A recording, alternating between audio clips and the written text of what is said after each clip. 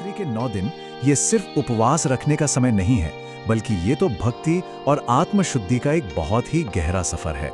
तो चलिए समझते हैं कि कुछ छोटी छोटी सावधानियां रखकर हम इस त्योहार को और भी ज्यादा सार्थक कैसे बना सकते हैं। तो सबसे बड़ा सवाल यही है कि इन 9 दिनों में वो सच्ची भक्ति मिलती कैसे है। देखिए, ये सिर्फ कुछ बाहरी नियमों को मान लेने भर से नहीं होता।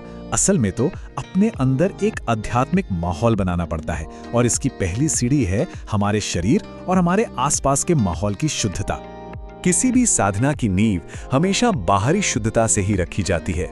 हमारा शरीर कैसा है, हमारे आसपास का वातावरण कैसा है, ये दोनों चीजें हमारी भक्ति पर सीधा असर डालती हैं, और इसकी शुरुआत होती है हमारे भोजन और हमारी साफ सफाई से। सबसे पहले आती है भोजन की बात। व्रत के दौरान सात्विक भोजन मतलब फल, सब्जियां, अनाज, ये सब हमारे शरीर और मन दोनों को हल्का और पवित्र बनाए रखते हैं। वहीं दूसरी तरफ तामसिक भोजन जैसे कि मांस, मदिरा, ये मन में भारीपन और नेगेटिविटी लाते हैं, जो भक्ति के रास्ते में एक रुकावट बन जाते हैं। अच्छा, जैसा अन्न वैसा मन, पर माहौल का भी उतना ही असर पड़ता है। एक साफ सुथरा घर और पूजा की जगह, वहां अपने आप एक पॉजिटिव एनर्जी महसूस होती है। ठीक उसी तरह पूजा में लाल या पीले रंग के कपड़े पहनना सिर्फ एक परंपरा नहीं है, ये रंग शक्ति और पवित्रता के प्रतीक माने जाते हैं, जो हमारी श्रद्धा और कंसंट्रेशन को और भी बढ़ा देते हैं। तो बाहर की शुद्धि तो हो गई, पर अब आता है व्रत का असली सार, यानी आंतरिक अनुशासन। इसका सीधा सा मतलब है अपने मन और अपने विचारों पर काबू पाना, और इसकी शुरुआत होती है संयम से। तो सबसे जरूरी बात यह है कि व्रत का मतलब सिर्फ भूखे रहना नहीं है। असली व्रत तो संयम का है। गुस्सा, क्रोध एक ऐसी आग है जो हमारी सारी आध्यात्मिक शक्ति को जलाकर राख कर सकती है। इसलिए इन 9 दिनों में मन को शांत और स्थिर रखना बहुत ही जरूरी है। और गुस्से की तरह ही नेगेटिव विचार और आलस, इनसे भी बचना चाहिए।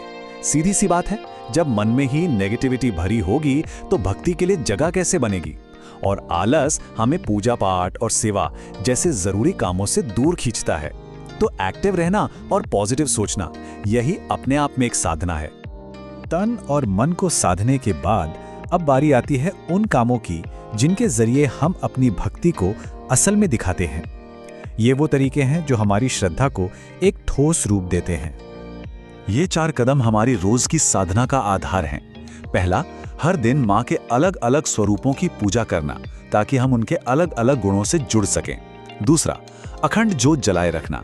ये सिर्फ एक दिया नहीं है, ये हमारे अंदर की अटूट श्रद्धा और चेतना का प्रतीक है।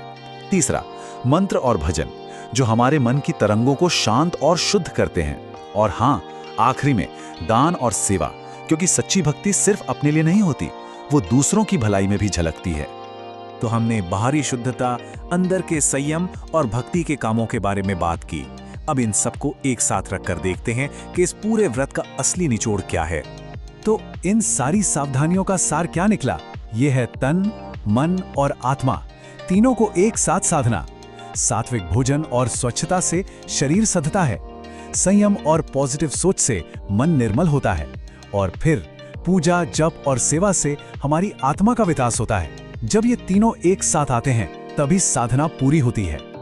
तो अंत में एक सवाल खुद से पूछने के लिए है, इन सभी नियमों और सावधानियों में से वो कौन सा एक नियम है जिसे पूरी श्रद्धा और निष्ठा से अपनाकर इस सफर की शुरुआत की जा सकती है? क्योंकि याद रखिए, सच्ची भक्ति अक्सर किसी एक छोटे लेकिन दिल से लिए गए संकल्प से ही शुरू होती है।